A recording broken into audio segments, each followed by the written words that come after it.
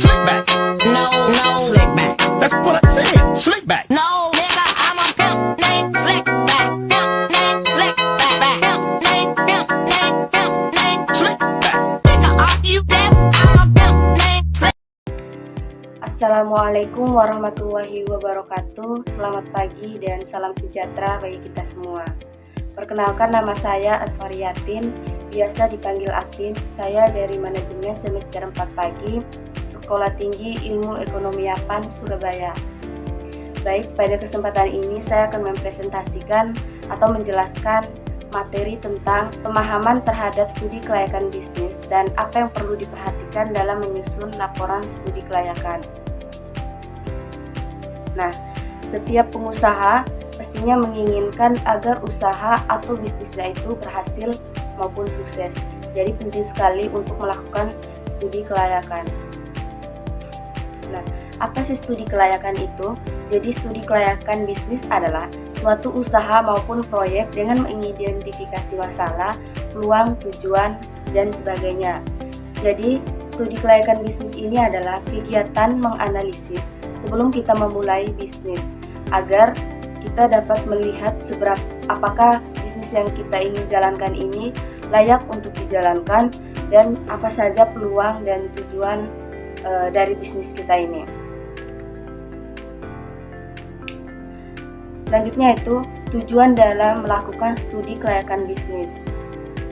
Pada dasarnya tujuan studi kelayakan bisnis adalah untuk mengukur keberhasilan suatu usaha di masa akan datang. Jadi selain untuk mengukur suatu usaha juga untuk melihat resiko-resiko apa saja yang kita dapatkan ketika kita melakukan atau menjalankan bisnis adalah untuk mengukur. Jadi investasi ini merupakan penanaman modal dalam jumlah yang cukup besar sehingga perlu dilakukan penelitian dan analisis yang cermat. Investasi penting dilakukan atau ditingkatkan bagi suatu negara. Penyerapan tenaga kerja, peningkatan output yang dihasilkan, penghematan devisa atau penambahan devisa merupakan manfaat yang dapat diperoleh dari kegiatan investasi. Yang pasti, jika investasi meningkat, maka kegiatan ekonomi juga tentu semakin meningkat. Nah, adapun 5 manfaat dari investasi. Yang pertama, investasi bisa melawan inflasi. Yang kedua, mempersiapkan kebutuhan masa depan dengan lebih baik. Yang ketiga, memiliki sumber penghasilan tambahan. Yang keempat, lebih siap menghadapi masa tua. Dan yang terakhir yaitu mencapai kebebasan finansial. Selanjutnya itu perbedaan investasi studi kelayakan bisnis. Jadi dalam melakukan studi kelayakan bisnis ini ada perbedaannya. Jadi tidak semua proyek akan teliti dengan tingkat intensitas yang sama. Sebagian proyek mungkin diteliti dengan lebih mendalam, mencakup berbagai aspek yang terpengaruh. Sedangkan beberapa proyek yang lain mungkin hanya akan diteliti pada beberapa aspek saja. Adapun beberapa faktor yang mempengaruhi intensitas studi kelayakan, yang pertama yaitu besarnya dana yang ditanamkan. Jadi maksudnya di sini semakin besar dana yang ditanamkan dalam bisnis kita ini, maka semakin besar pula studi kelayakan yang harus dilakukan. Yang kedua yaitu kompleksitas elemen-elemen yang mempengaruhi proyek bisnis. Jadi semakin besar kompleksitas elemen-elemen yang mempengaruhi proyek bisnis, maka semakin mendalam pula studi kelayakan yang harus dilakukan agar dapat menghindari risiko-risiko dari bisnis yang kita ingin jalankan ini. Yang ketiga yaitu tingkat ketidakpastian proyek bisnis. Artinya di sini ketika kita rasa bahwa bisnis kita ini tingkat ketidakpastiannya itu sangat meningkat, maka studi kelayakan yang kita lakukan ini harus secara mendalam, secara terperinci agar kita nanti pas menjalankan bisnis ini tidak mengalami kerugian dan juga bahkan tidak mengalami atau dijauhkan dari segala masalah-masalah dan bahkan agar bisnis kita ini berhasil.